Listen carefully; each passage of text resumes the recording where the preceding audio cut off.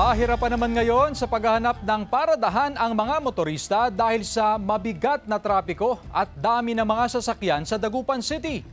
Yan ang balitang tinutukan live ni Sandy Salvacio. Sandy? Chris, dahil sa dami ng sasakyan ay pinapayuhan ang mga motorista na magbaon ng mahaba-habang pasensya, lalo na sa mga oras na ito ay unti-unti na pong nararanasan ang mabigat na daloy ng trapiko sa may A.B. Fernandez Street. Araw-araw ng senaryo ang mabigat na daloy ng trapiko sa mga kalsada ng Dagupan City.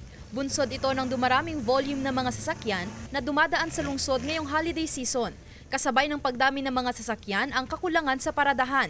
Kasi marami nang bawal dyan sa gilid-gilid, madam. Kaya kuminsan umaga pa, punong-puno na kami, madam. Alas 7 hanggang alas 10, punong-puno na yun, madam. Naglilibot-libot na lang po. Daming parking pero puno din po.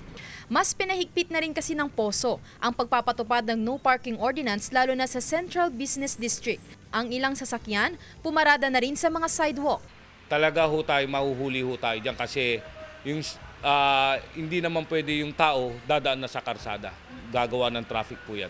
Pinagmumulta ng Poso ang mga nahuhuling motorista na may unattended na sasakyan na aabot sa 1,000 pesos. Panawagan ng Poso na sundin ang mga batas trapiko at pumarada sa designated parking areas para hindi na makasagabal sa daloy ng trapiko. Dito sa ABF kasi, sa left side ang parking.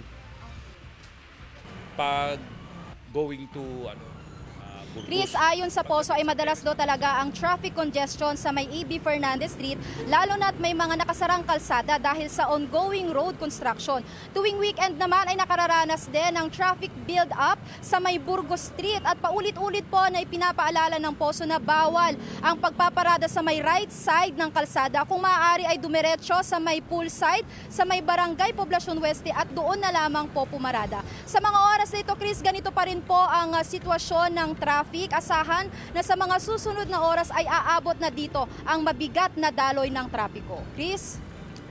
Maraming salamat, Sandy Salvacio.